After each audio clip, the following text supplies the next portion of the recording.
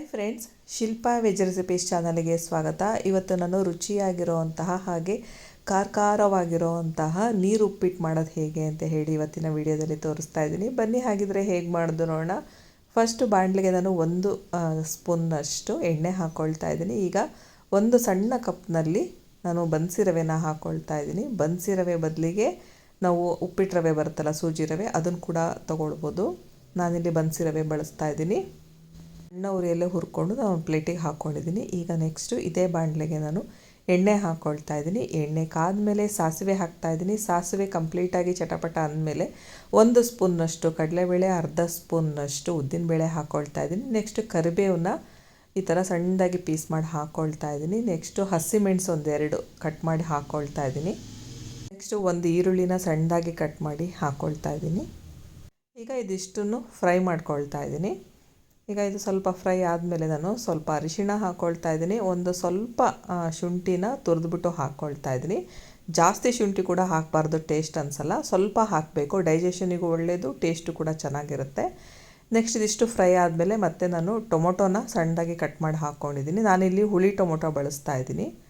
ಇದನ್ನು ಕೂಡ ಅಷ್ಟೇ ಫ್ರೈ ಆದಮೇಲೆ ನಾನೀಗ ನೀರು ಹಾಕ್ಕೊಳ್ತಾ ಇದ್ದೀನಿ. ನಾನು 1 ಲೋಟ ಬನ್ಸಿ ರವೆ ತೊಗೊಂಡಿದ್ದೀನಿ. ಅದಕ್ಕೆ 6 ಲೋಟದಷ್ಟು ನೀರನ್ನ ಹಾಕ್ಕೊಳ್ತಾ ಇದ್ದೀನಿ. ಇನ್ನೂ ಸ್ವಲ್ಪ ನೀರು ಜಾಸ್ತಿ ಬೇಕು ಅನ್ನೋರು ಇನ್ನೊಂದು ಲೋಟ ಎಕ್ಸ್ಟ್ರಾ ಹಾಕ್ಕೊಳ್ಬೋದು, 7 ಲೋಟದಷ್ಟು ನೀರು ಹಾಕ್ಬೋದು. ನೆಕ್ಸ್ಟ್ ನಾನು ಇಲ್ಲಿ ಕಲ್ಲುಪ್ಪನ್ನು ಹಾಕ್ಕೊಳ್ತಾ ಇದ್ದೀನಿ. ಟೇಸ್ಟಿಗೆ ನೋಡಿಕೊಂಡು ನಿಮಗೆ ಎಷ್ಟು ಬೇಕೋ ಅಷ್ಟು ಹಾಕ್ಕೊಳ್ಬೋದು. ಇದನ್ನು ಕುದಿಯೋಕ್ಕೆ ಬಿಡಬೇಕು. ಈಗ ನೀರು ಕುದಿಯುವಾಗ ನಾನಿಲ್ಲಿ ಸ್ವಲ್ಪ ತುಪ್ಪ ಕೂಡ ಹಾಕ್ಕೊಳ್ತಾ ಇದ್ದೀನಿ. ಒಂದು ಅರ್ಧ ಸ್ಪೂನ್ನಷ್ಟು ತುಪ್ಪ ಹಾಕಿದ್ರೆ ಫ್ಲೇವರ್ ಚೆನ್ನಾಗಿ ಬರುತ್ತೆ.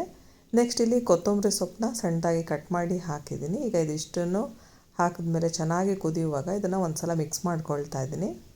ನೆಕ್ಸ್ಟು ಉಪ್ಪು ಖಾರ ಎಲ್ಲ ಕರೆಕ್ಟಾಗಿದೆಯಾ ಅಂತೇಳಿ ಸ್ವಲ್ಪ ಟೇಸ್ಟ್ ನೋಡ್ಕೊಳ್ತಾ ಇದ್ದೀನಿ. ಖಾರ ಏನಾದರೂ ಕಡಿಮೆ ಆಗಿದ್ದರೆ ಒಂದು ಹಸಿಮೆಣಸಿನ್ಕಾಯಿ ಹೆಚ್ಚು ಹಾಕ್ಕೊಳ್ಬೋದು. ಉಪ್ಪು ಕಡಿಮೆ ಆಗಿದ್ದರೆ ಸ್ವಲ್ಪ ಉಪ್ಪು ಹಾಕ್ಕೊಳ್ಳಿ. ಈಗ ರವೆನ ಚೆನ್ನಾಗಿ ಕುದೀತಾ ಇರೋವಂತಹ ನೀರಿಗೆ ಹಾಕಿ ಕೈ ಆಡ್ತಾ ಇದ್ದೀನಿ. ನಾವು ರವೆ ಹಾಕುವಾಗ ಕೈ ಆಡ್ತಾನೇ ಇರಬೇಕು, ಕೈ ಬಿಡಬಾರ್ದು, ಇಲ್ಲಾಂದರೆ ಗಂಟಾಗುತ್ತೆ. ಈ ರೀತಿ ಕೈ ಆಡಾದಮೇಲೆ ಕುದಿಯೋಕ್ಕೆ ಬಿಡಬೇಕಾಗುತ್ತೆ. ಜಾಸ್ತಿ ಹೊತ್ತೇನು ಕುದಿಸೋದು ಬೇಡ. ಆಲ್ರೆಡಿ ನಾವು ರವೆನ ಹುರಿದಿದ್ದೀವಿ, ನೀರು ಕೂಡ ಕುದೀತಾ ಇರುತ್ತೆ.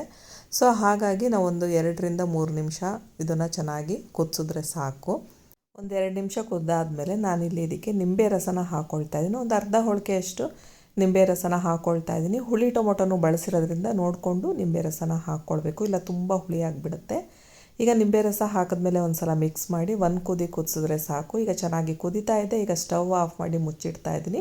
ಒಂದು 5-10 ನಿಮಿಷ ಬಿಟ್ಟರೆ ರುಚಿಯಾಗಿರೋವಂತಹ ನೀರುಪ್ಪಿಟ್ಟು ರೆಡಿಯಾಗುತ್ತೆ. ಇದು ತುಂಬ ಖಾರವಾಗೂ ಇರುತ್ತೆ, ತುಂಬ ಟೇಸ್ಟಿಯಾಗೂ ಇರುತ್ತೆ. ಇದನ್ನು ಆಗಷ್ಟೇ ಜ್ವರ ಬಂದು ಬಿಟ್ಟಿರುತ್ತಲ್ಲ ಅಂಥವ್ರಿಗೆ ಲೈಟಾಗಿ ಫುಡ್ ಕೊಡಬೇಕು, ಖಾರವಾಗಿ ಕೊಡಬೇಕು ಅನ್ನೋದಾದರೆ ಈ ಉಪ್ಪಿಟ್ಟನ್ನ ಮಾಡಿಕೊಡ್ಬೋದು. ನೀವು ಕೂಡ ಒಮ್ಮೆ ಈ ರೆಸಿಪಿನ ಮಿಸ್ ಮಾಡದೆ ಟ್ರೈ ಮಾಡಿ. ನಿಮಗೆಲ್ಲ ಈ ವಿಡಿಯೋ ಇಷ್ಟ ಆಯಿತು ಅನ್ನೋದಾದರೆ ಲೈಕ್ ಮಾಡಿ, ಶೇರ್ ಮಾಡಿ ಹಾಗೂ ಸಬ್ಸ್ಕ್ರೈಬ್ ಮಾಡಿ. Thank you friends.